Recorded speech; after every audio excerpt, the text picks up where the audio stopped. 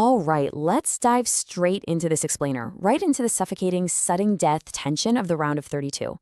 I want you to imagine the scene for a second. It's win or go home. We're looking at Canada, a nation with literally zero knockout wins in its entire World Cup history, and they find themselves completely deadlocked at 0-0. 90 minutes have come and gone. The clock is agonizingly ticking toward penalties. For a country stepping into completely uncharted territory, the pressure in that exact moment is just off the charts. We're going to break down exactly how this historic match unfolded, but first, we really need to look at a glaring anomaly and how this game was played out on paper. Because the data from this match reveals a massive, massive disparity.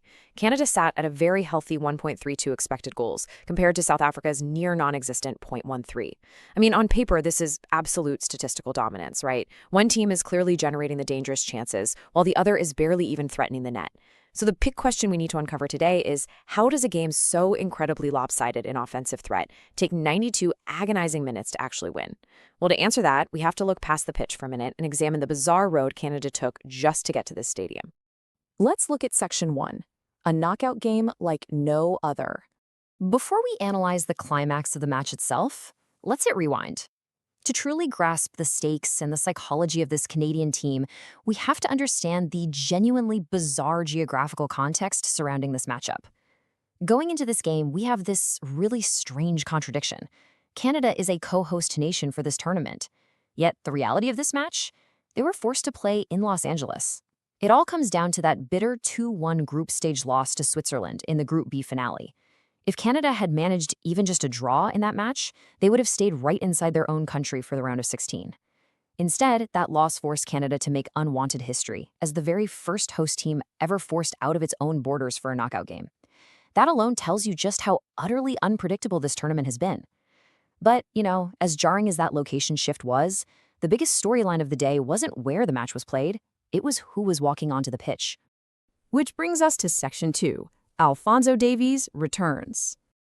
Let's move our focus down to the grass and look at the most crucial pregame storyline of them all, the high-stakes, highly anticipated return of Canada's captain. Alphonso Davies' timeline to get to this pitch was unbelievably tense. It starts with a super frustrating left hamstring injury he picked up playing for Bayern Munich in a Champions League semifinal against Paris Saint-Germain. Because of that, he completely misses the entirety of the World Cup group stage. He's literally a spectator for his own team. And then, suddenly, he's clear to start. He is rushing back from that injury, making his tournament debut and being thrown straight into the absolute biggest match in Canadian football history. The physical and mental pressure of that timeline is just immense. Now, the crucial point here is that Davies' impact was, well, it was complicated. He was visibly rusty, and of course he was. The guy had been out injured for months. The match reports note he actually struggled to complete his trademark take-ons down the left wing, and his crosses were noticeably lacking their usual power and pace. But here's the thing. A captain's value isn't just measured by completed dribbles. By simply being out there on the field, Davies commanded attention. He opened up the pitch, creating vital tactical space for his teammates. And even more importantly, he inspired immense squad confidence. His mere presence elevated the belief of everyone wearing a Canadian shirt, proving that sometimes true leadership is really just about showing up when it matters most. All right, Section 3, a cautious tactical battle. So, with the captain back and the stakes at their absolute peak, the resulting game was far from pretty. This was not free-flowing attacking football, guys. This was a nervous, staccato grind. South Africa controls the ball. They push. Teboho Mokoena fires an early shot, but Maxime Crepeau easily saves it. Then Canada counters. A corner kick, Jonathan David finds some space, he strikes with his right foot, but it just misses to the right. Chances come. Chances go. The clock keeps moving. It's tense. It's cautious. South Africa isn't really threatening to score, but Canada can't find the target either. 90 minutes gone. 0-0. Let's look at Section 4, the 92nd minute miracle. The whistle for full-time was literally seconds away. Extra time loomed like this massive dark cloud over a totally fatigued Canadian squad. And then, in the second minute of the 5 added minutes, a single sequence changed Canadian history forever. Let's break down this sequence, and I want to treat this not as blind luck, but as a mechanical breakdown of elite technical skill. Step 1. A cross comes in, and South Africa manages to clear it away, but only just. It's a loose ball sitting right on the edge of the box. Step 2. Steven Eustaquio, the veteran LAFC midfielder, is right there. He calmly reads the play and brings the ball down perfectly, controlling it with his chest, in a highly congested, chaotic area. Step 3. Before the defense can even react, he connects. It is an exquisite strike, a finish that is good enough to win literally any match in the world, let alone a sudden death World Cup knockout game. In a flash, Canada's up 1-0. Moving to Section 5. Unpacking the match data. With the explosive release of that goal, Canada held on to secure the win. But let's look back at the numbers for a second to see exactly why this historic victory, despite arriving so late, was entirely earned. The match data tells a fascinating story of completely contrasting styles.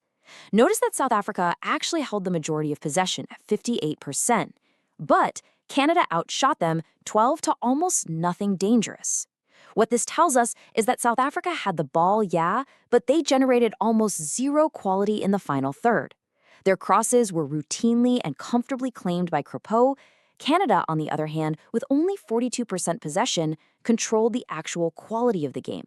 They were the ones probing, shooting, and testing the defense, even if the breakthrough took agonizingly long to finally arrive.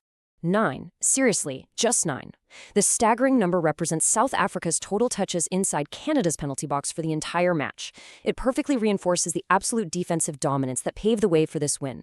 I mean, you simply cannot win a football match if you can only manage to touch the ball 9 times in your opponent's most dangerous area. Canada's defense completely neutralized South Africa's possession, building a literal fortress that allowed Eustaquio's 92nd minute heroics to stand as the match winner. And finally, Section 6. History for Canada. Now, let's zoom out a bit. Beyond the tactics, beyond the stats, we really need to understand the true legacy of this 1-0 victory for a nation that is typically way more associated with ice hockey than football. Consider the weight of this achievement, a moment 96 years in the making. With the final whistle, Canada secured its first ever World Cup knockout win in history. This team, playing away from home, battling through injuries, grinding through a brutal 0-0 deadlock, finally broke through. And by doing so, they also became the first team in this tournament to advance to the round of 16.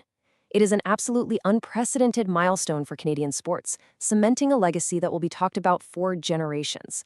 So, a historic breakthrough is officially secured. The 92nd minute miracle is in the books. But how far can this momentum actually carry Canada? Their World Cup story is far from over. They now have to pack their bags for Houston, where a truly daunting task awaits against a heavyweight opponent, the winner of the clash between the Netherlands and Morocco. Can the return of Alphonso Davies, the late-game heroics of Eustaquio, and this totally newfound knockout confidence propel them even further into the unknown? Well, that's what we'll be watching for next. Thanks for joining me on this explainer, and remember, keep questioning the data behind the game.